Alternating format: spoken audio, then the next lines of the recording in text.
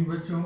कल हमने class 7th के बच्चों को चैप्टर 1 से इंटीजर से रिलेटेड और इंटीजर्स के अंतर्गत जो हमें नंबर सिस्टम होता है उस नंबर सिस्टम और नंबर सिस्टम के अंतर्गत जितने भी हमें प्रॉपर्टीज़ हैं और उन प्रॉपर्टीज़ को मैंने सिखाया था।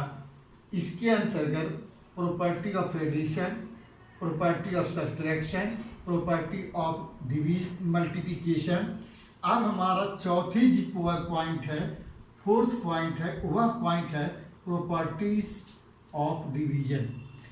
जिस प्रकार से हमने प्रॉपर्टी ऑफ मल्टीप्लिकेशन में closure property, commutative properties, associative property और डिस्ट्रीब्यूटिव प्रॉपर्टी को पढ़ा था, उसी प्रकार से हमारा प्रॉपर्टी ऑफ डिवीजन में ये चारों है। लेकिन क्या है कि ये प्रॉपर्टी, चारों प्रॉपर्टीज को डिवीजन में सेटिस्फाइड नहीं करता।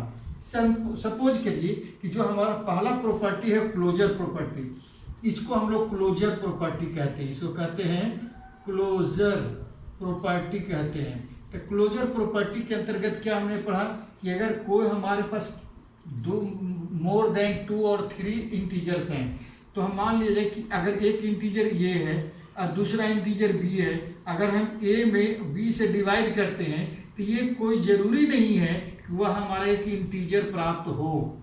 लेकिन जैसे एक एग्जाम्पल्स लीजिए, अगर हम मान लिया 8 में 3 से डिवाइड करते हैं तो डिवाइड करने के बाद जो हमारा आएगा वो इंटीजर आएगा। That is not necessary, because हाँ हो सकता है, आ भी सकता है, ना भी आ सकता है, लेकिन जब पॉसिबिलिटी होती है तभी हम कहते हैं, निगेटिविटी नहीं होता है तो नहीं कहते। दूसरी चीज़ें कि सेकेंड पॉइंट है वह है कॉम्यूटेटिव, जिसको हम लोग कहते हैं कॉम्यूटेटिव प्रॉपर्टीज। ये कॉम्यूटेटिव प्रॉपर्टीज है। कॉम्यूटेटिव प्रॉपर्टीज में कि दो इंटीजर्स है, ए और बी है, तो ए में डिवाइड किया बी से और बी में डिवाइड किया ए से, और दोनों का जो प्रोडक्ट है या डिविजन्स है अगर सेम नहीं होता है, इंटीजर्स नहीं होता इक्वल, तो इसको कम्यूटेटिव प्रॉपर्टीज को सेटिस्फैक्शन नहीं माना जाता। एग्जाम्पल्स के रूप में बताया कि यदि मान लिया जाए एक हमारे पे इंटीजर है -16 और उसमें हमने डिवाइड किया 4 से, तो हमारा -4 आ गया। लेकिन वही हम 4 में अगर -16 से डिवाइड करते हैं तो हमारा -4/16 मीन्स दैट वो -1/4 आता है। तो ये हमारे दोनों को इक्वल नहीं कर रहा है, इसलिए ये भी कम्यूटेटिव प्रॉपर्टीज को सेटिस्फाइड नहीं करता है। तीसरी है वह प्रॉपर्टी हमारा एसोसिएटिव प्रॉपर्टी कहलाता है। क्या कहलाता है ये? एसोसिएटिव प्रॉपर्टी कहलाता है।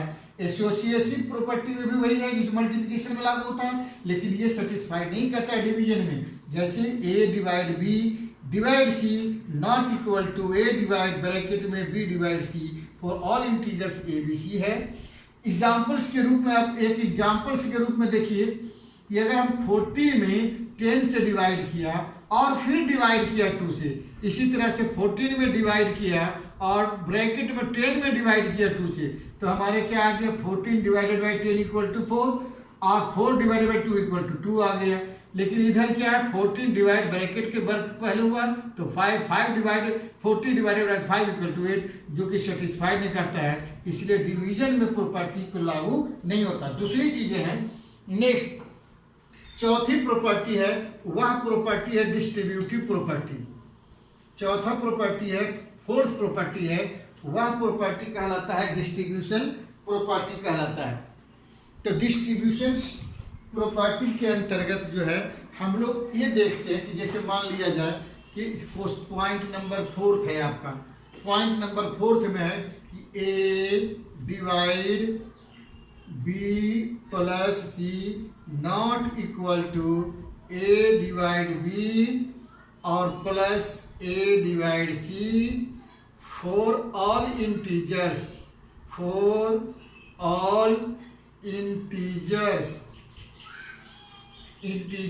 ए बी एंड सी।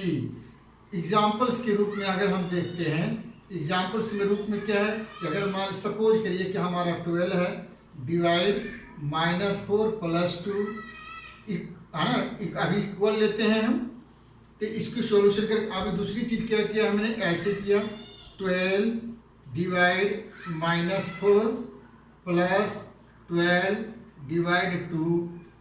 अब इसको दोनों को सोल्व करके देखेंगे।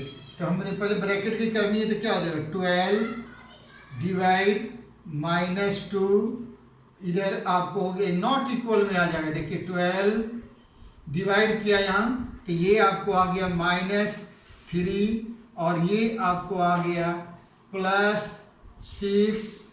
यहाँ आपको डिवाइड करने पर आ गया -6 और नॉट इक्वल टू आपको आ गया +3, और ये दोनों का सेटिस्फैक्शन नहीं है। So this number is not satisfied to the division of property of division. Thank you students. बंद यहाँ पर क्यों नहीं